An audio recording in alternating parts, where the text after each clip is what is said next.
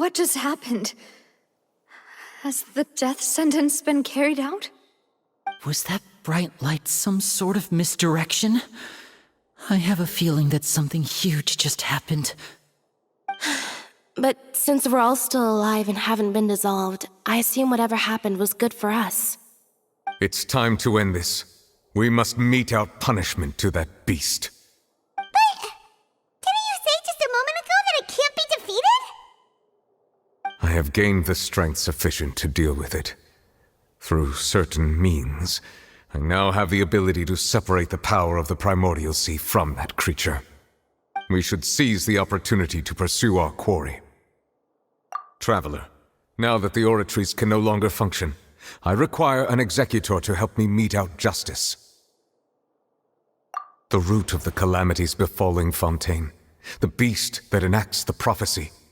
Its name is the all-devouring narwhal. Come with me, traveler.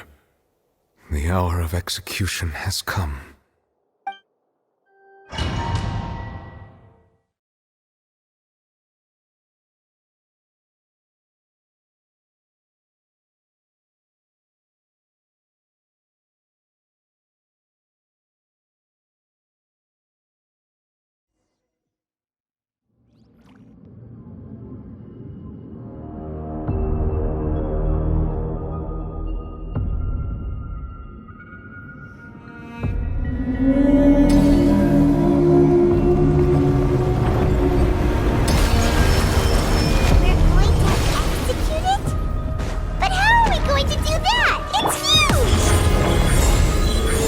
Done my best to separate the power of the Primordial Sea from the weight.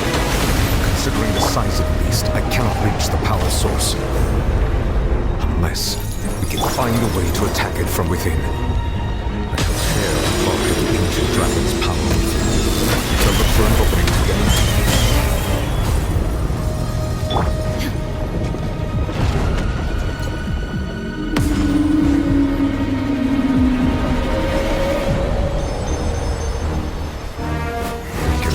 Sorrow turning into hostility.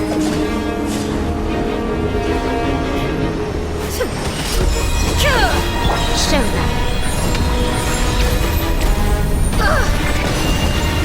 Emerge. Now you've got my attention. Everybody stand back! Let's light it! Come on out! The all-devouring narwhal cannot resist its instinct to devour. Trigger its hostility. Chance will present itself.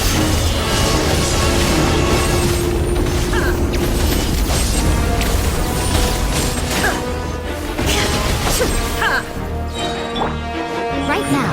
Emerge. Right here.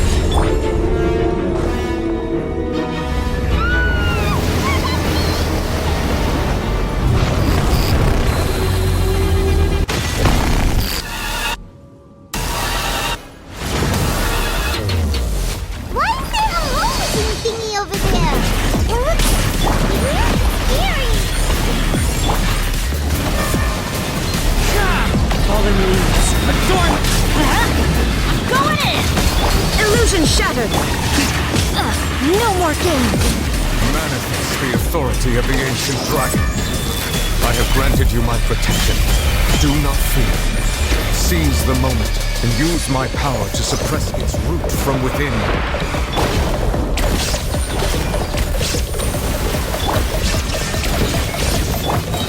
That's gonna hurt in the morning!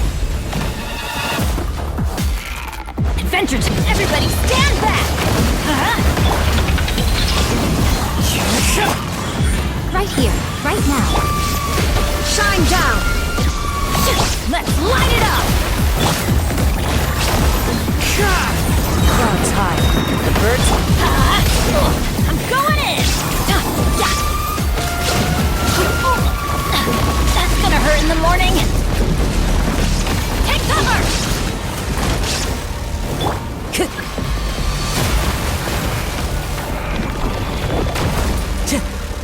Into the wind.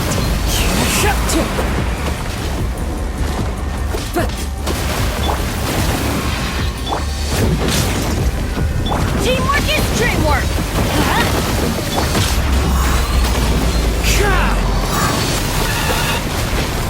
show them. Right here. Let's light it up! The wind knows me.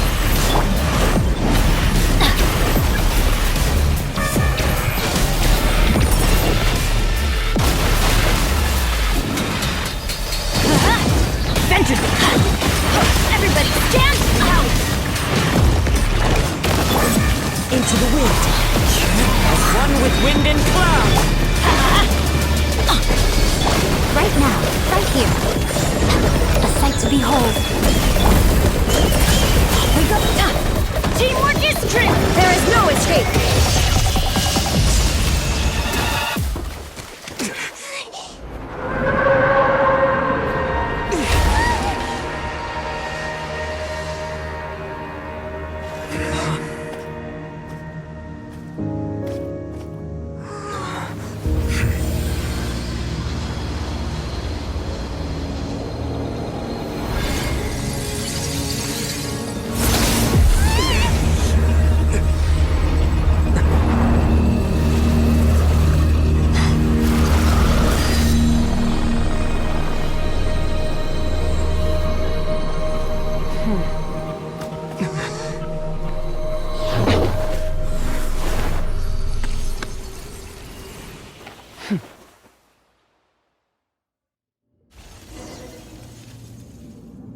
Thanks for helping with the cleanup.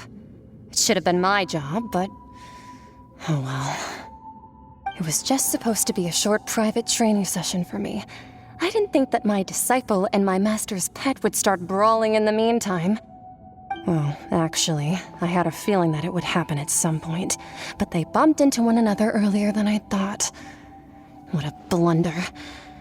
I suppose I'll have to swing my sword 3 million times as penance. That power. Who are you exactly? Paimon has an idea. From what she said earlier, she must be Child's master.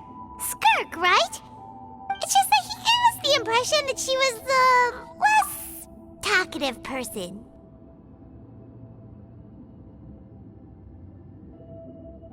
I simply did not have anything to say to the weak. But you, on the other hand, managed to defeat the all-devouring narwhal without using power from beyond this world. So you may speak to me as equals.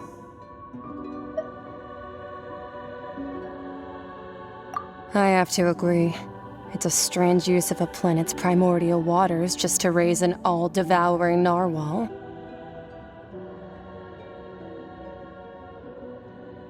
That kind of power is wasted on it.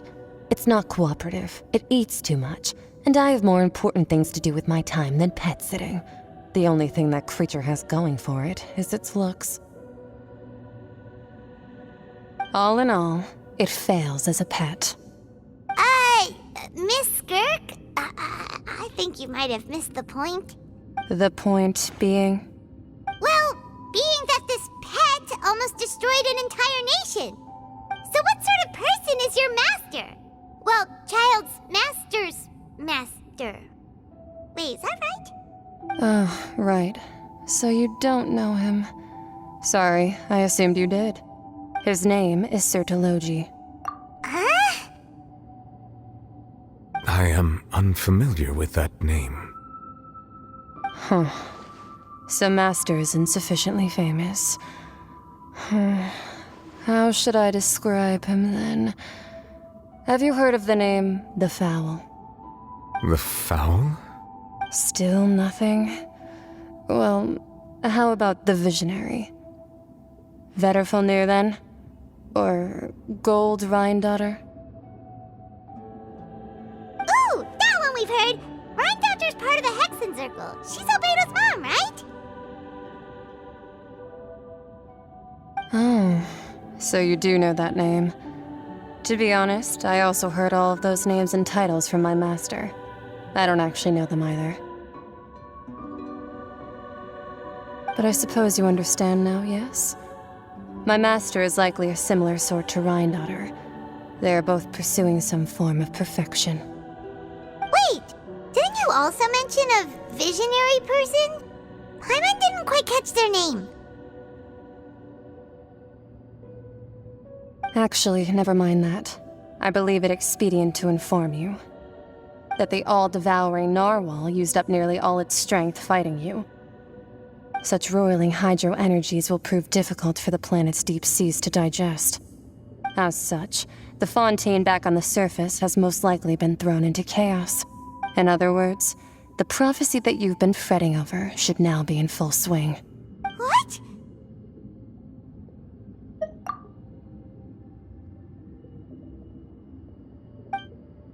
Not to worry. Focalor has already managed to deceive the heavenly principles.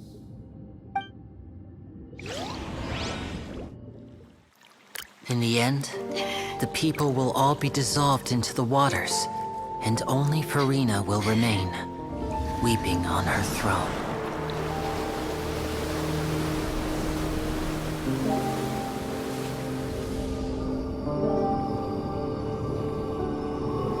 Only then will the sins of the people of Fontaine be washed away.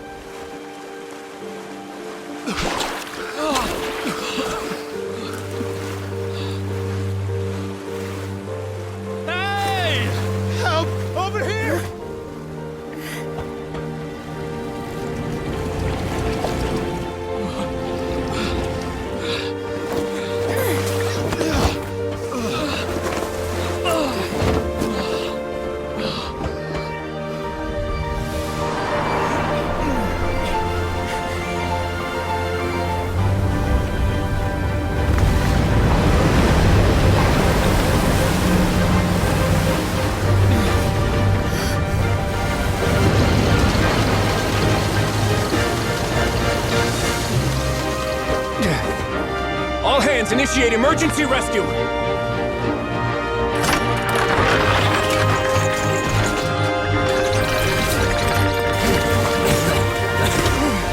Hurry!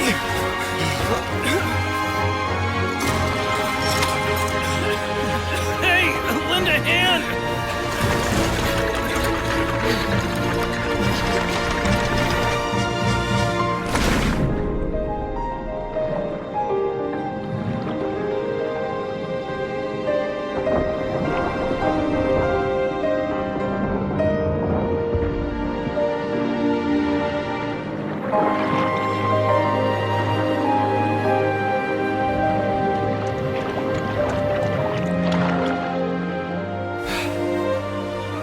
Look!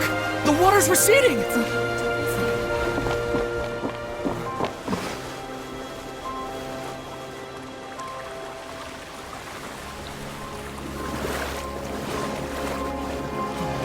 It's a miracle! The water's receding. We didn't dissolve. The prophecy was wrong! The prophecy was wrong! The prophecy was wrong.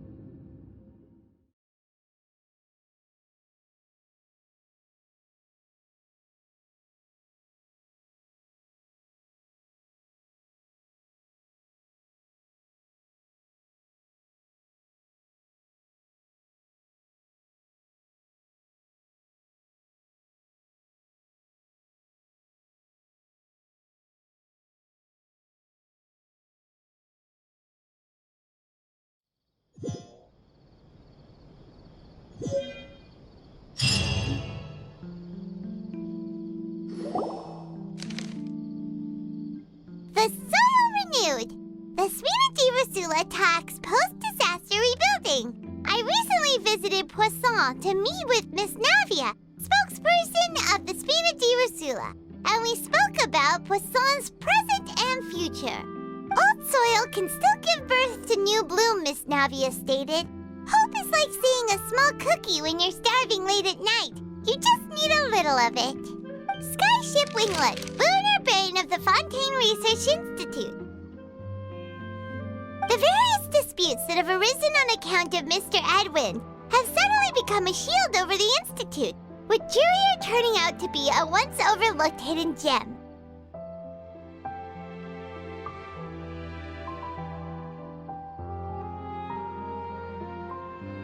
People always call the first researcher mad, but few know what to call the second. And should that latter person achieve a miracle, they would find it all the harder to find a word with which to classify him and his team. Wow! Paimon barely recognizes the people in the reports. Are those really Jurier and Navia? They sound like real big shots.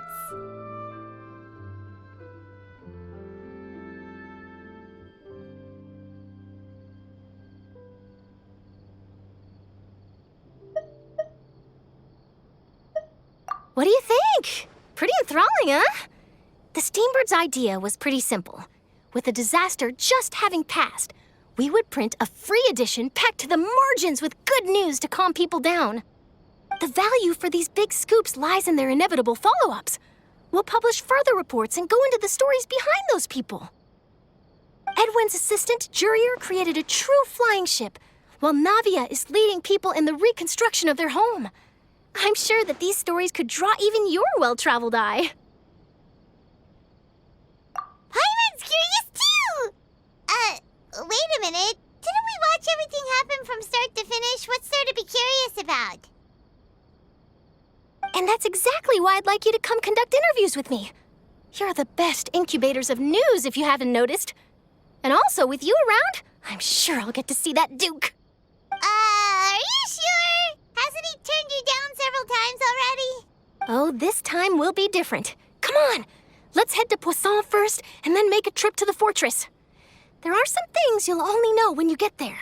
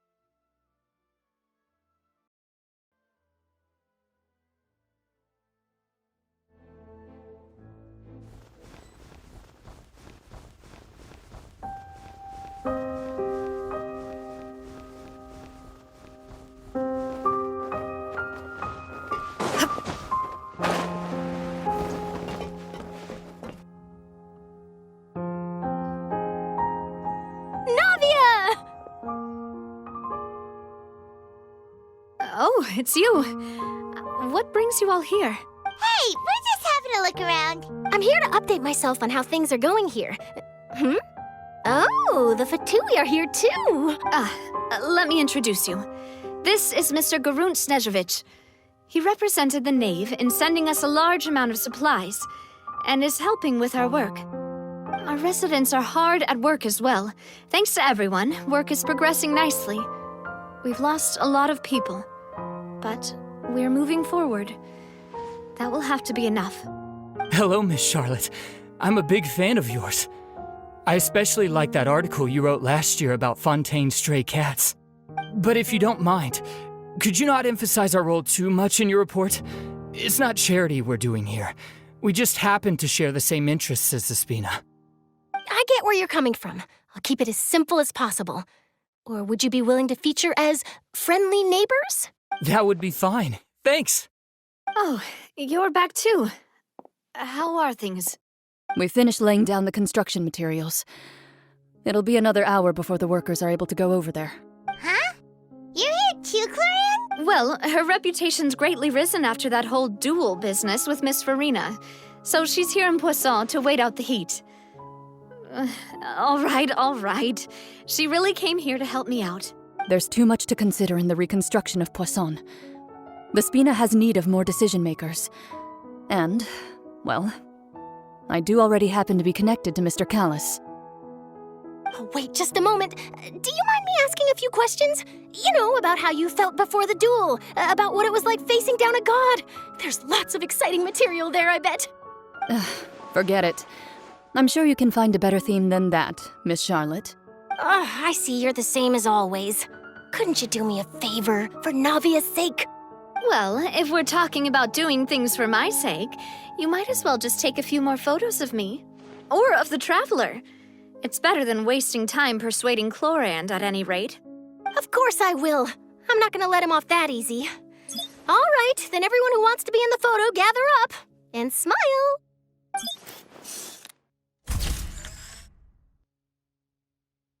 How did it go? Was it a good shot? Did Paimon look cute in it? Not bad. Your addition really helped the composition of the picture. All right, hang on a moment. Let me snap a few more shots.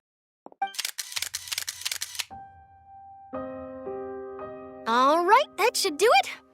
I'll be back here later anyway, so let's call it a day. You're very quick. Speed is of the essence when it comes to the news, and freshness is the key. Also, not to brag, but I'm pretty good at building connections. Who knows? I might eventually get that interview with you after all, Miss Clorand. Wow, you really do have that never say die spirit. I'm impressed. I'll hazard a guess that this is how you got that interview at the Fortress of Meripede. Whoa, you're well informed. Let me make a guess too. I asked Sijuin who told Monsieur Nervillette, and he told you, right? That's a very complete information chain. In truth, all Monsieur Neuvillette asked me was, when did the fortress become so friendly towards the media? I told him that it was best not to speak too soon. There's no guarantee that Ridesley will make a personal appearance. You're right. I've got to treasure every moment I have with them. In which case, I'll be making a move first. Stay safe now. And tell me if you hear anything interesting. I'll treat you to afternoon tea in exchange.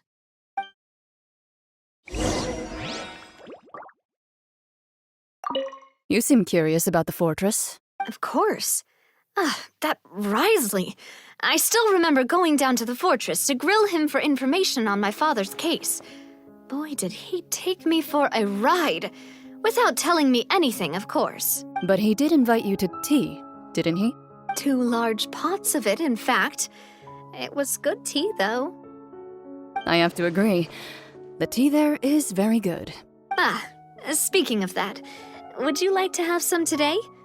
I mean, you've got time, right? Well, I'd be partial to some shortbread. Wow, it's like we've got a menu or something. Sure. Good. What flavor of biscuits would you like, Mr. Snezhevich? Me? I'm fine with anything, but I would prefer chocolate should you have it. All right, leave it to me. I'll go over the newly arrived supplies with you later, Mr. Snezhevich. We should be able to finish the preparatory work today. That works great for me. Is it just me, or did you get a new lipstick? I did. It was a gift from Sijuin. Want to give it a try? I think the color would suit you, too.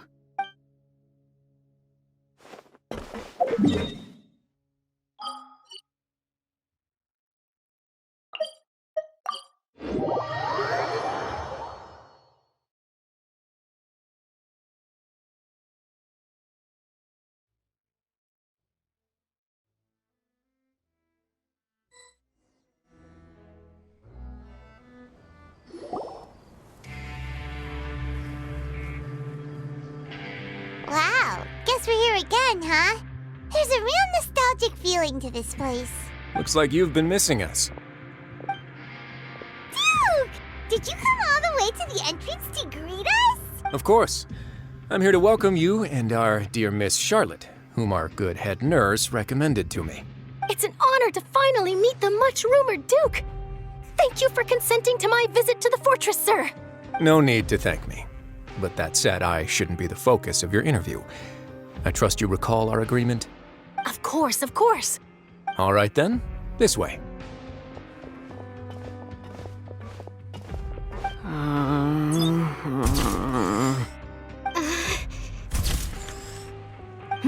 Hey, no need to be so nervous.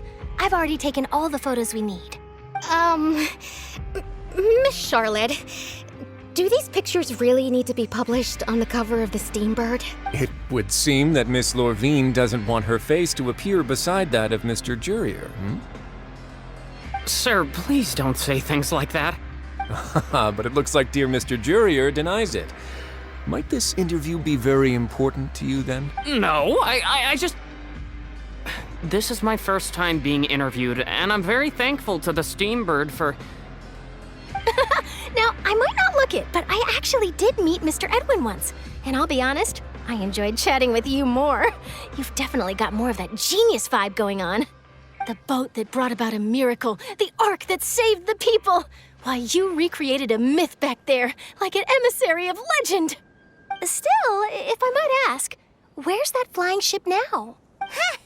Looks like Charlotte's trying to get herself another exclusive scoop. I have to apologize, but that ship is presently in the bowels of our factory. I'm afraid it won't be easy for you to get a shot of it. Really? Well, then in that case, could I have an interview with you to make up for that loss? You already know my answer, I'm afraid. Best you interview our head nurse instead. Or perhaps you'd like to take another photo of this couple of researchers? Did you really have to use the word couple? Well, then, 2 solo photos will do. Is my hair messed up? Please, someone help me have a look. Things sure are getting pretty lively here. We've seen this kind of thing before. Oh, seems like everyone's here. Would any of you like to try this new drink I came up with? Ah, Sijuin. Hey, Miss Charlotte. Why don't you, take some pretty photos of our head nurse? Sure. Come on, Miss Sijuin. Over this way. Let's find a brighter spot. Huh? Sure. Do I have to smile? So, how have things been at the fortress? Same old, as you can see. Fontaine's undergone some changes, but this place is still more or less the same. Other than that flying ship, it got a tad too much attention, I think. That's why I decided to let the interview go through. We should direct more public opinions toward the behind-the-scenes heroes. Am I right, Mr. Jurier? Miss Lorvine? You're too kind, sir. I believe that you too should have your day in the sun. Not that you would want that, which is a pity. I'll just leave the spotlight to you two.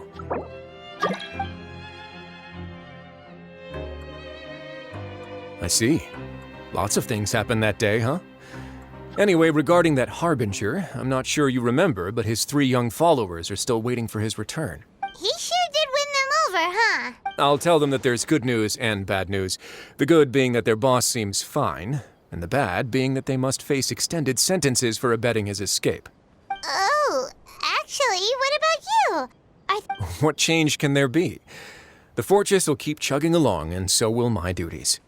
As to what Miss Farina's departure will mean for the nation, and if our laws and governance will be transformed, we'll leave those to the folks in the overworld.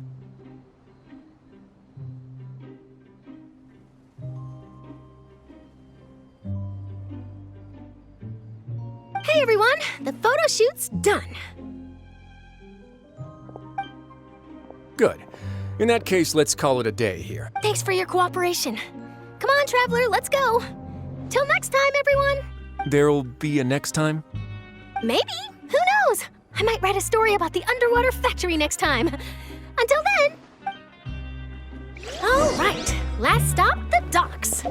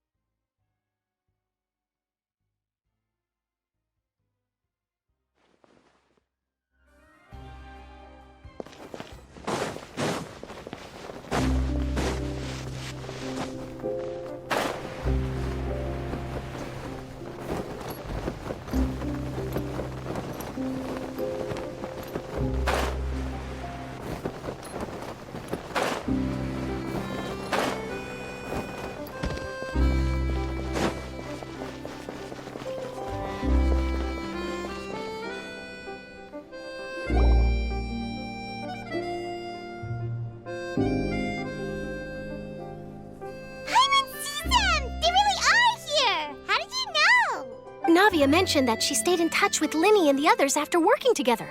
Apparently, they've been at the docks distributing these strange pockets the whole time since. Traveler, Paimon. And Miss Charlotte, too. Would you like a magic pocket? What sort of gadget is it? It's a wondrous bag that can be used to carry many things. The water level has returned to normal, but if you see any of your things floating around, you can use this to carry them. Or you could trick a friend into doing it for you. Trick a friend? I wonder which of my friends would fall for that.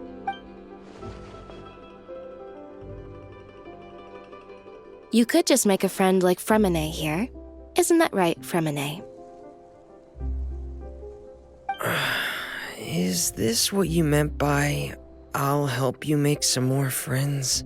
To be honest, that sounds pretty sweet. Could I have your contact, please? Sure. Please, write down my address. You sure are working hard to help Fremine socialize. He was the one who proposed doing this. He even wants to assist in our magic shows. Yes, I was planning to first introduce Pear as an assistant, and later Fremine himself. In the future, I think we can leave underwater escape magic to him too. That said, would anyone want to see a diver escape underwater? Oh, it'll work out. Every journey begins with the first step. He'll become a part of our show eventually. Lynette, could you come over?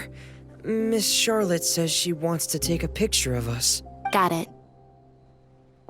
My, that Charlotte is rather perceptive. She got rid of everyone the moment she realized I had something to say to you. So, how have things been, Traveler? Father says that you did a great deal during the latest events. She's very grateful for your contributions to Fontaine. That's all right. We were more than happy to help. So, what's she doing now? Oh, I guess you haven't heard. Well, after Lady Farina left, Father and Monsieur Neuvillette opened negotiations, during which he gave Fontaine's gnosis to her as a diplomatic gift.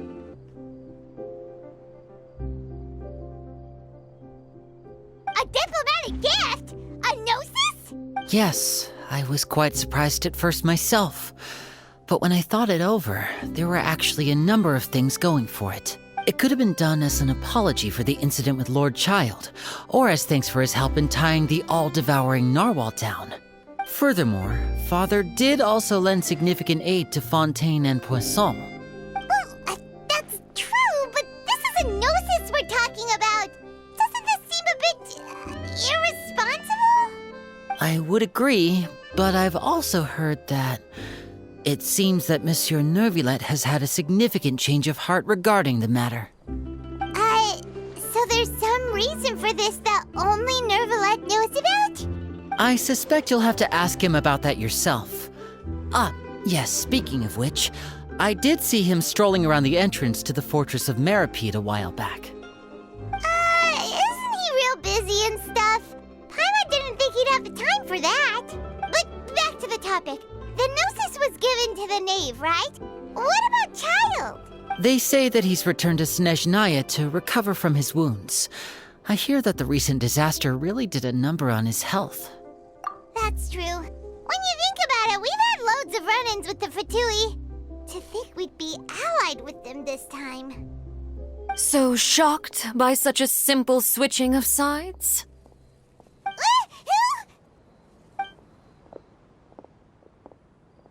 Father! Well, well, what do you know? Come to the docks to see how my children are doing and meet the Traveler by chance. Please do not pay my accomplishments in Fontaine too much mind. I would have done them regardless. Are you going to take the Gnosis back to Snezhnaya?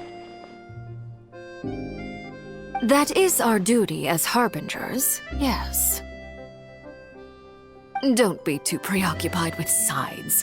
The goal of the Fatui concerns not a single place or person, but the entire world. With such a grand goal in mind, it is inevitable that we must wear many masks. Switching my masks is something I've always done. Well, that depends on many things. No one truly knows what the future holds. What good is honesty if you can't rely on it forever? As for you, I very much look forward to our next collaboration. Good things cannot be achieved alone, and you've proved yourselves to be great partners.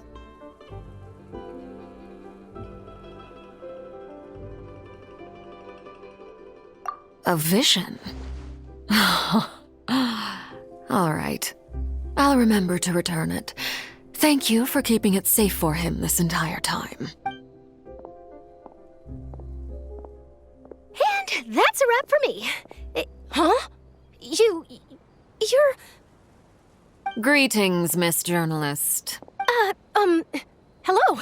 If I'm not mistaken, there are diplomatic channels I'll need to report to take a photo of you. That is correct. So forgive me, but I will not be able to serve as a subject in your article. However, feel free to write as much as you'd like about our dear magicians and our upcoming rookie talent. I will. The sea breeze is quite pleasant. I shall continue my walk while the weather remains so agreeable. Farewell. Farewell, Father. Oh, she has such an intimidating presence. I didn't even dare to take a picture. Thankfully, I've already wrapped up all my pre-scheduled interviews. Thank you all. This'll be more than enough for me to write about, I'm sure. Don't be too nervous. Why don't you take a magic pocket before you go? Here, Traveler, Paimon, you take one too. To move things about? That's right. Funny. I was giving out magic pockets when we first met too. And what do you know? I'm doing the exact same thing right now. I guess this must be life. We will all follow our own paths, and serendipity will lead you to your fated friends. All right then. We'll be handing out pockets in some other districts later, so we'll get going now. Have a good day, you two. Well, guess we sent Charlotte off. Shall we go see how Neverlet?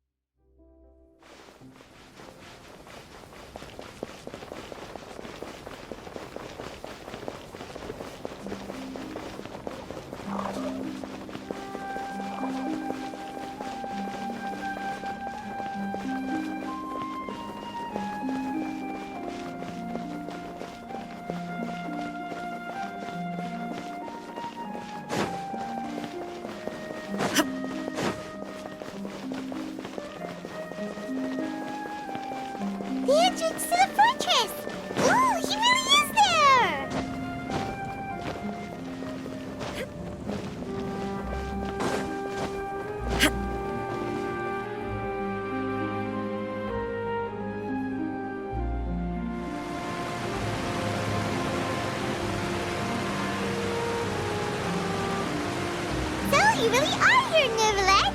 Paimon didn't think you were going to have free time this hour of the day. Really? Oh, I suppose you must have met Mr. Linney.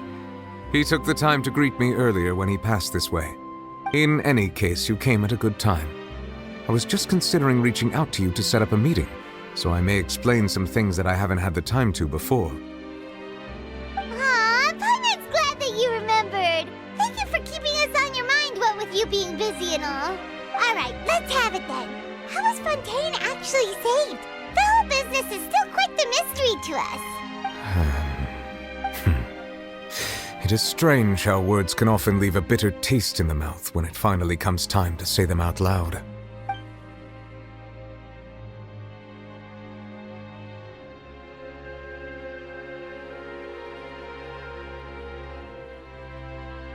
Whoa.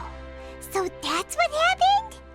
Focalor destroyed the divine throne of the Hydro Archon and restored your power to you, transforming you into a fully fledged elemental dragon sovereign!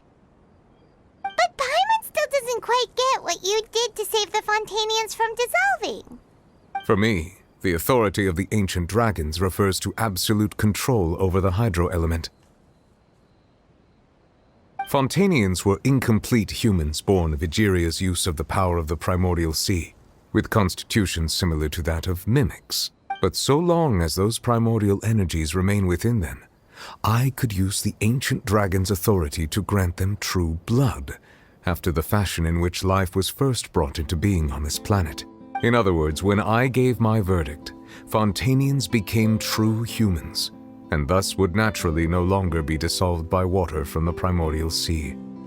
Focalor must have counted on you to make that decision as well. Your verdict was the key to making the prophecy appear to have come true while saving everyone. Yeah, and in a manner of speaking, Focalor finally managed to fulfill the original Hydro Archon's wish to turn Oceanids into real people too! It seems from your expressions that you still have more things you wish to ask. Ask away. I will tell you the truth as I know it.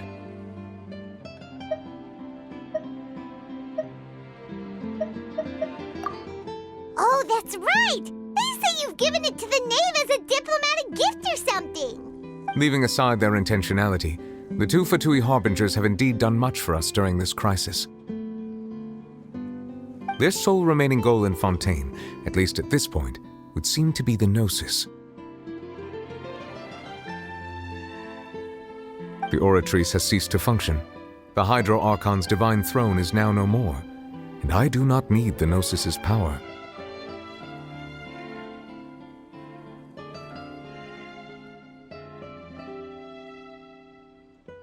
As such, it has lost all meaning for Fontaine.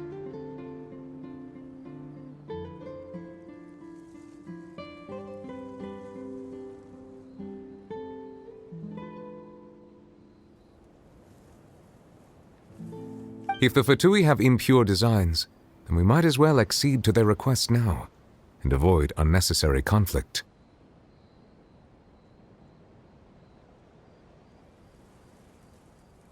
What complicated considerations! Paimon thought you were just giving it to them out of gratitude to the Knave and as an apology to Child. Ask away. I will tell you the truth as I know it.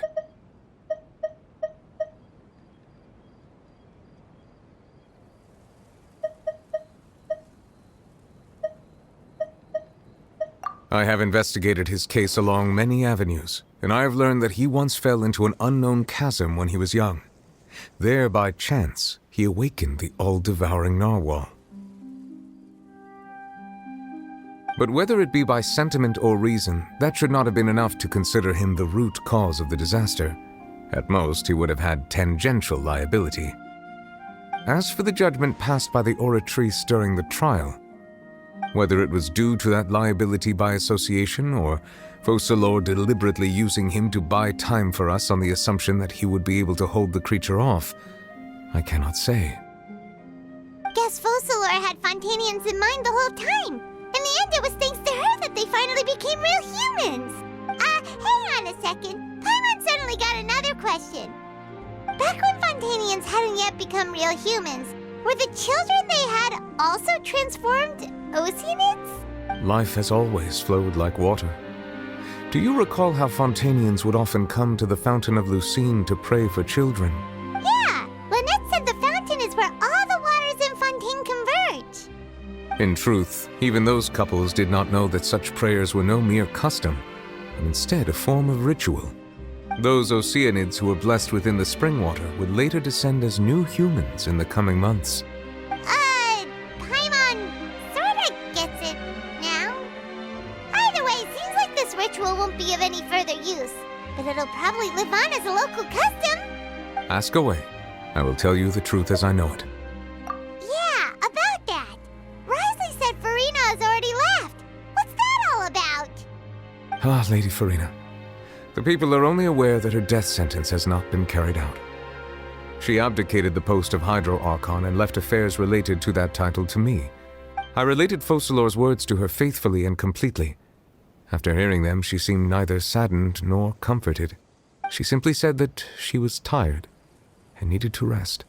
Having said that, she then packed her things and moved out of the opera house, not unlike how an ordinary person might. But she's still got a place to stay, right? You need not worry. I will make arrangements to ensure that she will not want for food, clothing, board, or travel. In truth, I am somewhat happy for her. The wear and tear on her spirit will, of course, take time to heal. But now that she no longer has to play the role of Focalor the Hydro Archon, she can finally lay down her burdens and lead a normal life. What about you then? What are your plans now that you've regained your full powers as the Hydro Dragon? After Focalor passed on, the Oratrice also ceased to function. This matter will directly affect our trials. After much careful consideration, I've decided to take over its role in our courts.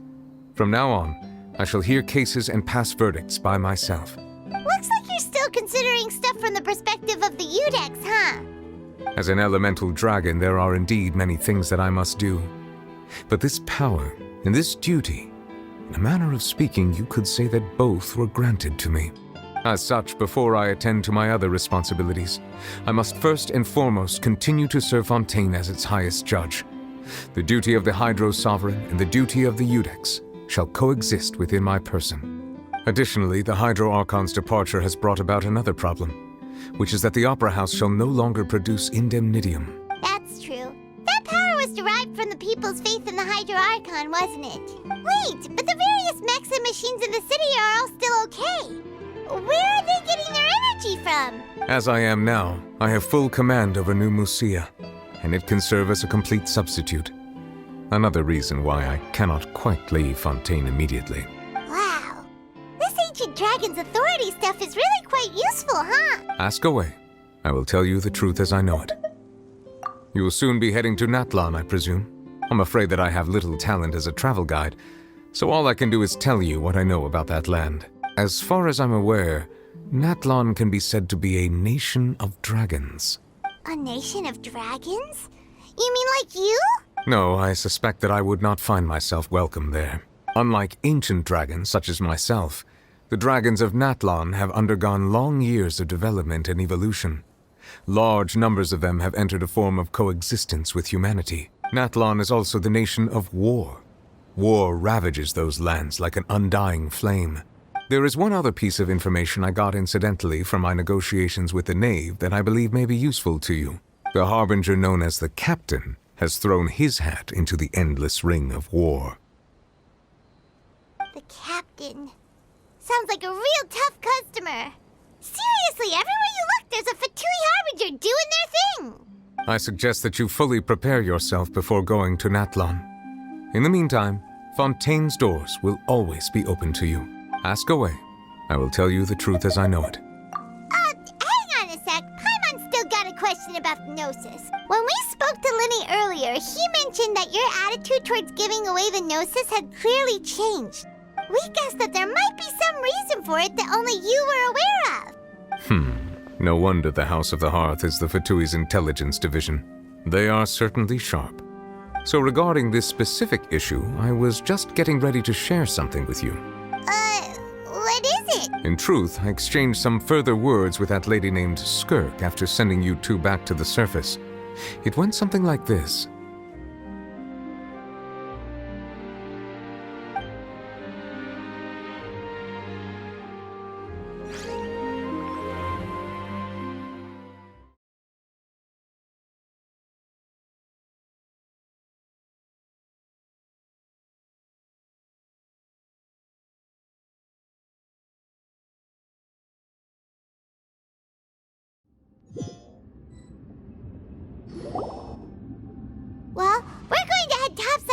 what's going on. You hurry over soon as well, all right, Nervalet? What next? The all-devouring narwhal isn't here, so I'm no longer getting any interference. I can finally catch the scent of your power, what it's made of. It is the authority of the planet's primordial dragons, but with something very similar to a god's curse mixed in. It's quite a novel blend. I'm sure I've encountered something like this before. What was it again? I do not know what you speak of. Of course. How could I forget? You should have the remains of the third descender on your person, yes? Remains? I've never heard of any such thing. According to your parlance, I believe it may be called a gnosis. Well, that much is true. After Focalor's divinity faded, she handed her gnosis to me, but I fear I have never heard of it described in the manner that you just did. I've been training with my master, the Fowl, ever since I was young, and I have never returned to the surface since. So most of the information I possess, I got from him. It is only natural for those who are greater than humanity to possess a different sort of common sense, which is why there are so many problems in our attempts to communicate with humans. Regardless, you should probably get rid of objects of misfortune to prevent any disasters from befalling you. To live in itself is a blessing, but once a person dies, the bonds he once had with this world shall all turn to curses. What do you mean by that? No need to fret. These are just my personal thoughts, and my reason for no longer wishing to return to the surface. This third descender you refer to, who are they? And when did they die? Master never mentioned them to me. Perhaps it just wasn't that important for me to know. If you're interested, though, I could ask him. I'll be sure to pass the answer on to you next time. Next time? You believe we will meet again? I do. Wait. I have a disciple of my own, don't I? He can be the messenger then.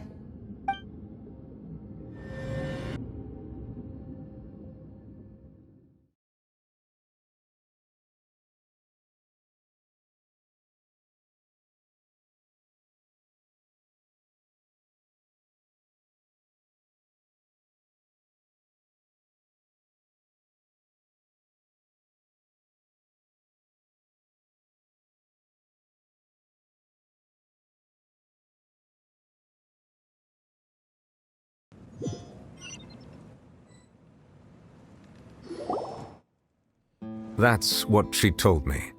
Whether it would prove useful or not, I wanted to pass that information on to you. The remains of the third descender? So that's what the Gnosis actually are.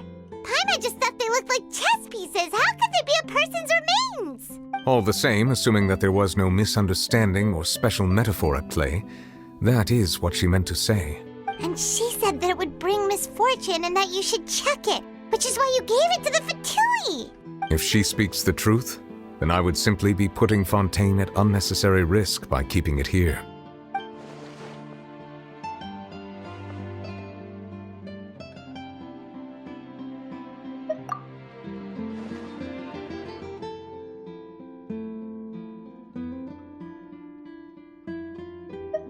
I had guessed that you might already be familiar with this concept, but I did not expect you to be one of them. That means that the Gnosis, which are exceedingly element-compatible and can even enhance elemental abilities, do indeed come from the third descender.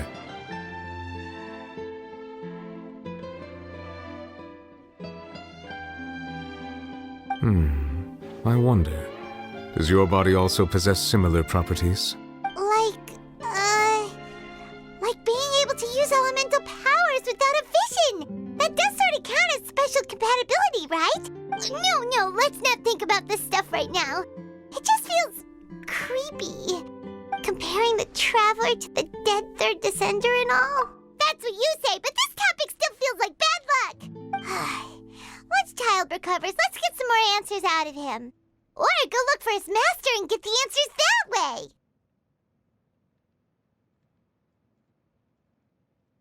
I too believe it unwise to make too many blind guesses when information is lacking.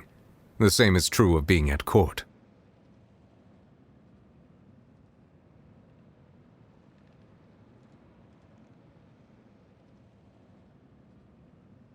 All right. Whatever the case, it seems like the crisis here in Fontaine's over for now. Yes. All of Focalor's efforts were for this moment as— But she sacrificed herself in the end as a god, and she suffered through all those years as a human. Was that really what she wanted? I suppose that would be the mystery of a god's will. I suspect not. But once in a while I too would guess that if wishes were like the clouds in the sky, they will one day return to the earth as raindrops. Life flows like water, and rain is the final answer. The water levels may sometimes tilt one way or another, but the rain falls fairly upon all. And what, ultimately, is the difference between the rains that fall upon all of us?